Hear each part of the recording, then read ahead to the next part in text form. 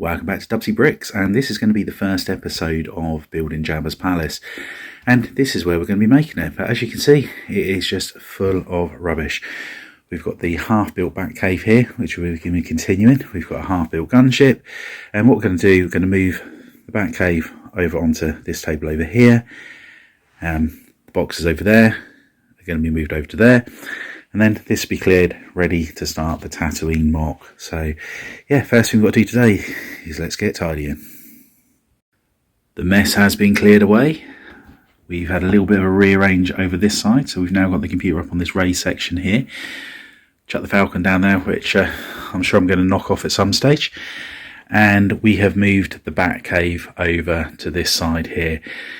So we've got to get that all finished. We're on update 11 this coming week, and got a lot more of the interior to do and build that. But rest assured, we're going to carry on with that even though we're doing the mock. And we've put all of our Lego boxes over here that we've got to work through. So yeah, here's the mock table, 2 meters in length by 1.2 meters wide. So I think it works out at 3 large base plates by 5, I think it is. So that's how big we can do our Tatooine mock or Jabba's palace. I probably will start on just concentrating on one of these tables to start with, see how the palace looks, and then see what parts we've got and whether or not we can make a decent addition to the Tatooine mock. But yeah, let's get laying those base plates and see what we can create today. We're going to be starting off with an 8 base plate layout, so it's going to be obviously 2x4 in length.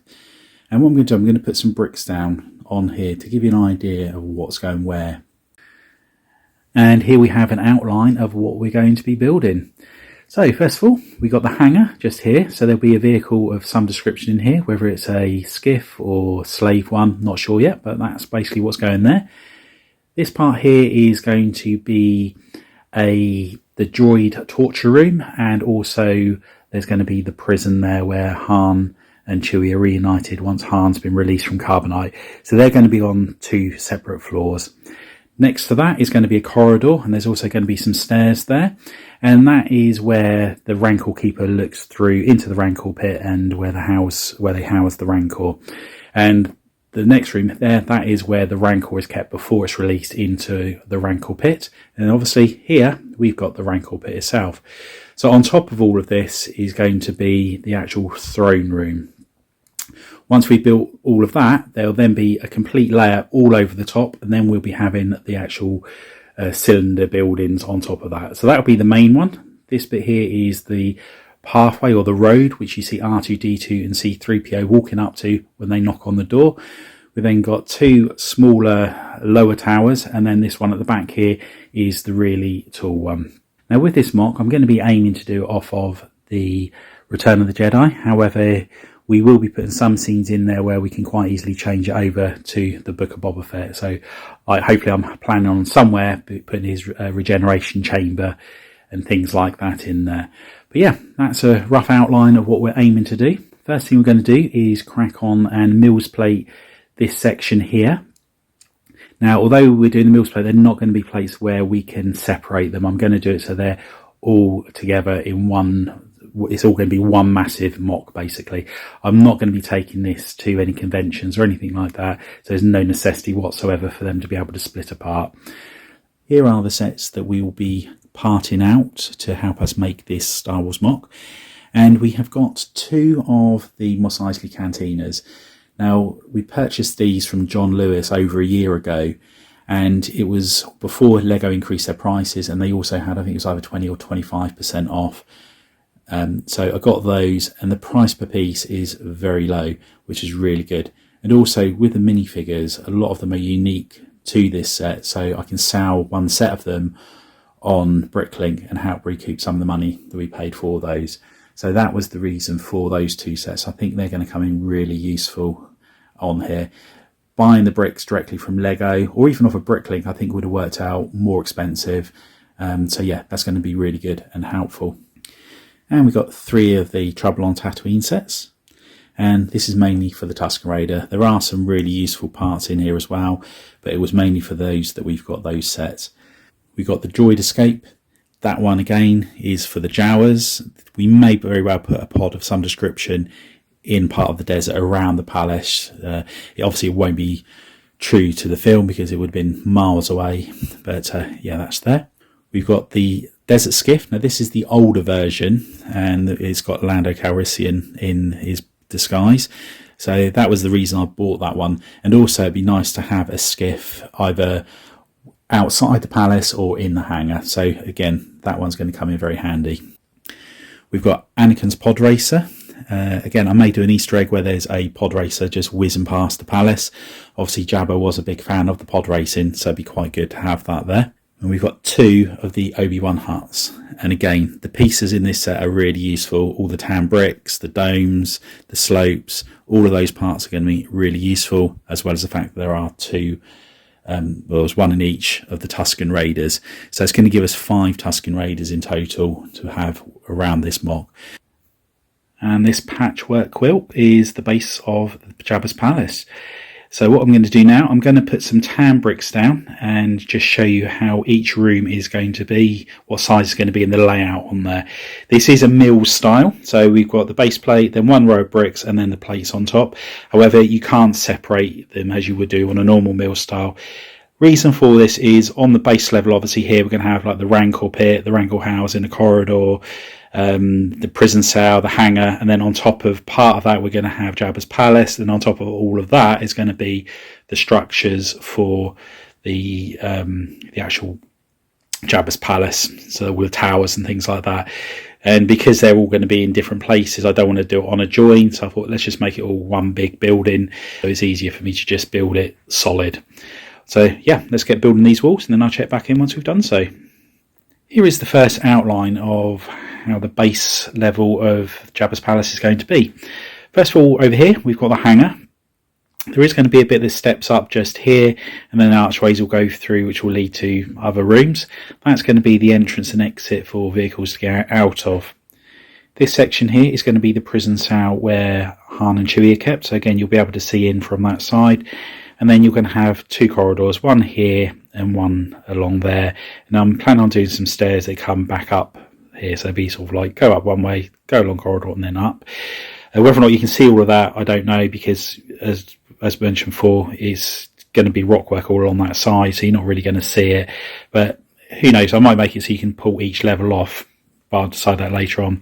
That's going to be the doorway where the Rancor Keeper looks through to the Rancor, and then this is going to be where the Rancor sort of like is kept.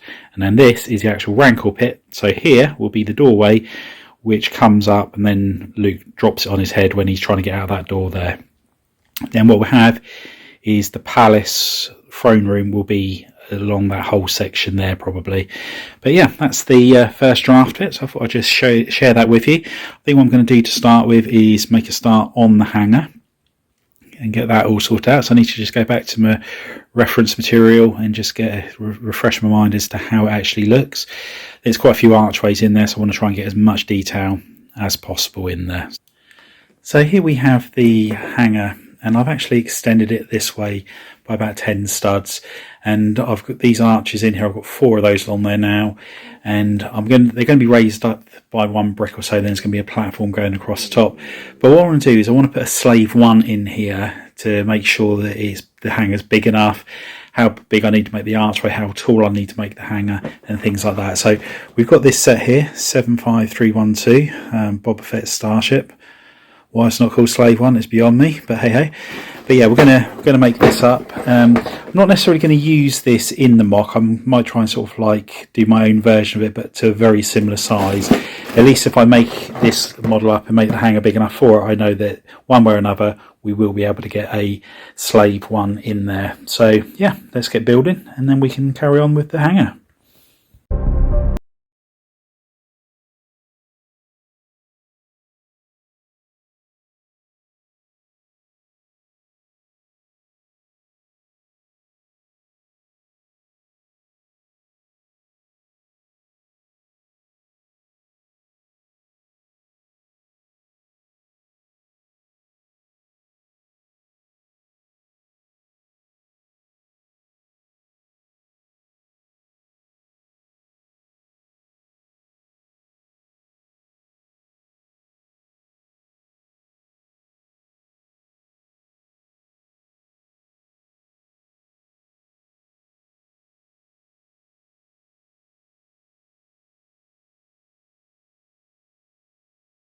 In with a quick update here. As you can see, we've put all of the arches in along the wall there.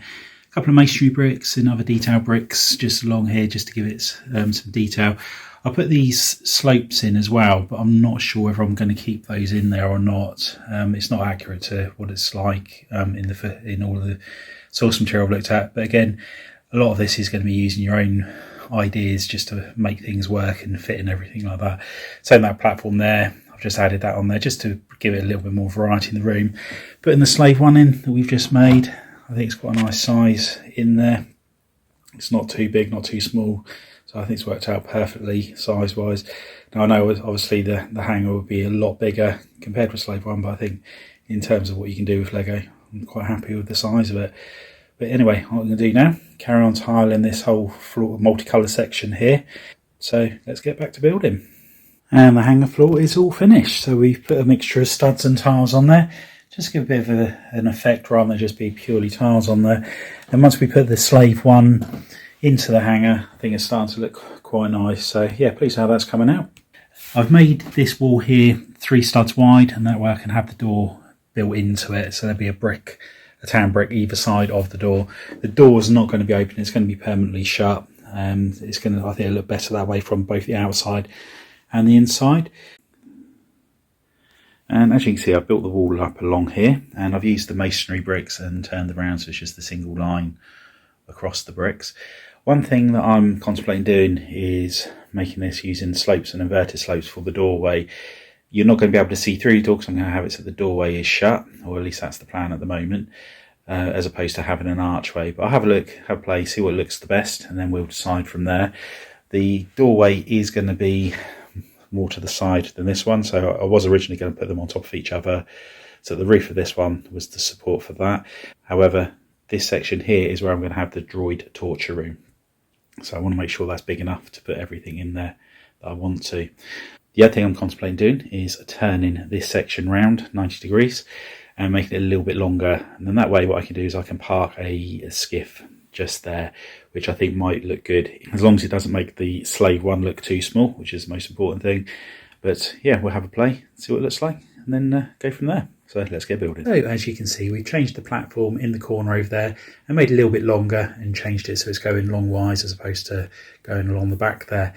I think it's going to look quite good if we can fit a skiff in there. We might move the slave one over a little bit and forward just to see if it fits in there, but we'll have to make the skiff up first to work out whether or not it's going to work. Even if it doesn't work, we can still put some crates or other details in this section, and I think it will look quite good. Not sure what we're going to do with the roof yet. I've put these arches in, but I don't think I'm going to use those. I think I'm going to try and make the roof so it's nice and curved, as you see in the literature and in the book of Boba Fett and things like that. So yeah, pleased with the first week's progress. Hope you've enjoyed the episode. If you haven't already done so, please consider subscribing to the channel. Give us a big thumbs up if you've enjoyed it, and please share it with as many people as possible. The more people we get on board, the easier it's going to be for others to find and enjoy the journey with making these Lego mocks. So thanks for popping on by. See you next time. Bye for now.